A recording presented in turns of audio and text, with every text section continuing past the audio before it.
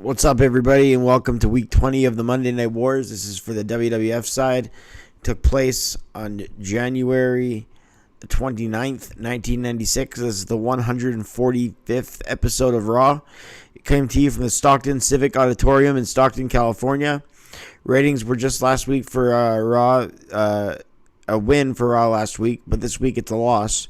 2.8 for Nitro and 2.4 for Raw.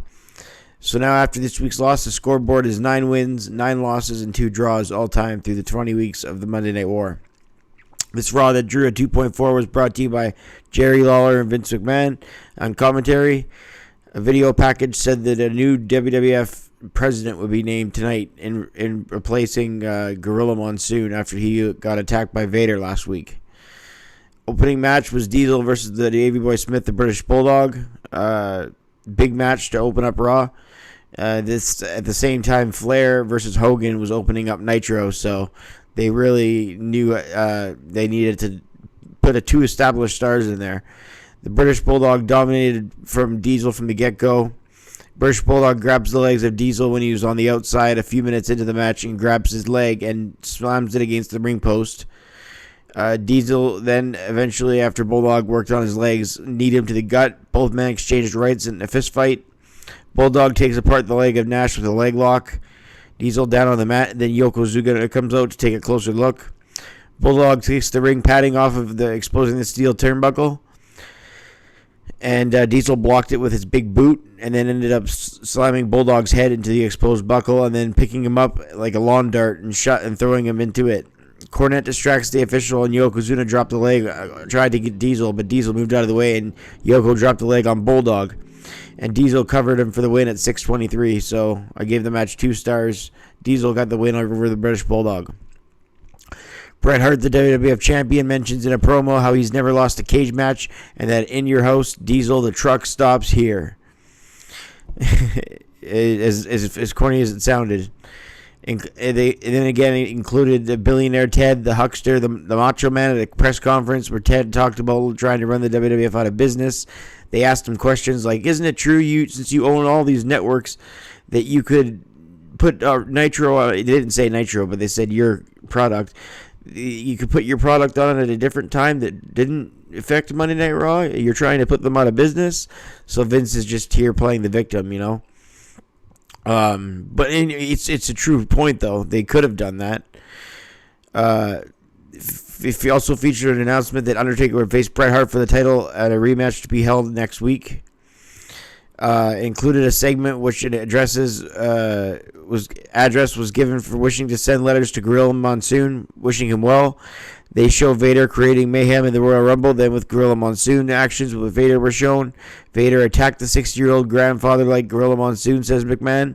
Clarence Mason, the lawyer for Jim Cornette, talks about self-defense, saying how Monsoon chopped Vader in the chest a few times before Vader hit it, so he's filing a motion to get Vader back.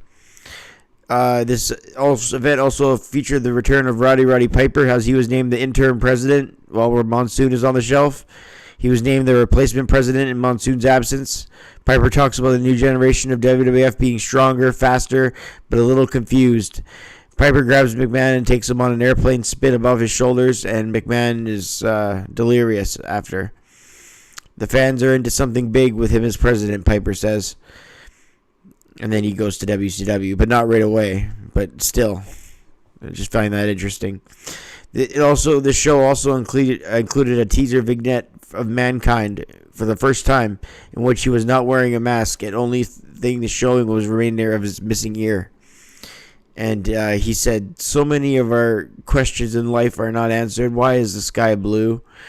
That's what Mankind said in his vignette. This was only the first of the vignettes. The vignettes get better. Henry Godwin and Phineas Godwin with Hillbilly Jim versus Skip and Zip with Sonny. This is the debut of Phineas Godwin. Dennis Knight, the guy that would go on to be Midian. Henry Godwin takes it to the Body Donis. Phineas Godwin hammers away at both members of the Body Donis while Hillbilly Jim threatens Sonny with slop.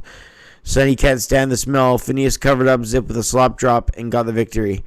So the Godwins win. Sonny was really starting to get over it by this point. These were the early days of it, though.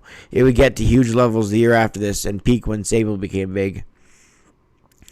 Shawn Michaels versus Yokozuna with Jim Cornette. HBK dances his way to the ring. Yokozuna ties up with HBK, a shoulder block by Yokozuna. Yokozuna chops him in HBK with a leap behind Yoko, then patted him on the rear before dropping Yokozuna with rights. HBK was all confident and just slapped Yokozuna on the butt. And then he turned around and said, "What the hell?" And then he just gave him right hands after that. Cornette asked for help, and here comes Owen Hart. Owen Hart runs to the ring, and he's just out there. They're doing a commercial break. HBK hits a moonsault off the barricade onto Yokozuna. Yokozuna in the ring got pinned and kicked out. So near fall for 2 count.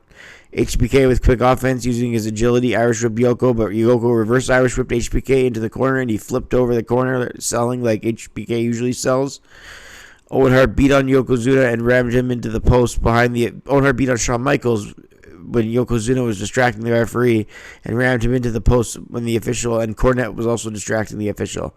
King laughs on commentary as Owen Hart slammed HBK's spine first into the ring post. HBK attacked by Owen Hart again as the official started to see it, but didn't do anything about it as Yoko had slapped a trapezius hold on HBK, taking his attention away.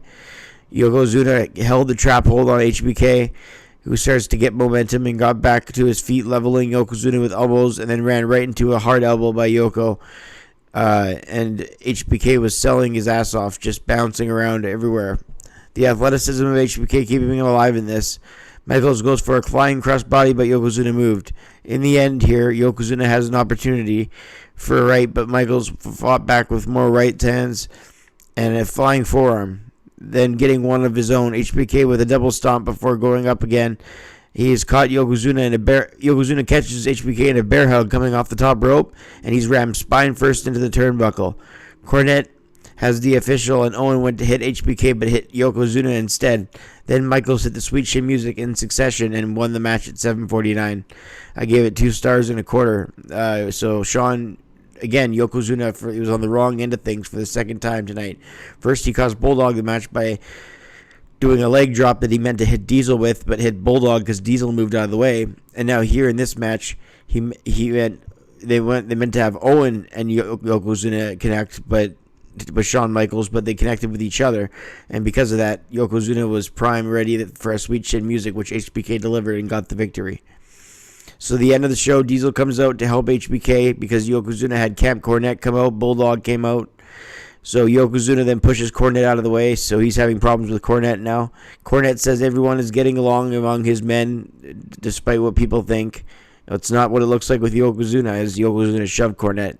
Cornette says he wants a tag team match next week to prove who's stronger. Yokozuna and the Bulldog versus HBK and Diesel. And they both agreed as Diesel and HBK went, woo. So they both agreed to it that way. This episode I rated it a 5 out of 10. It had some things going for it in it. The Billionaire Ted Conference, the promos, Roddy Piper being named the president. Diesel Bulldog was decent, as was Shawn Yoko.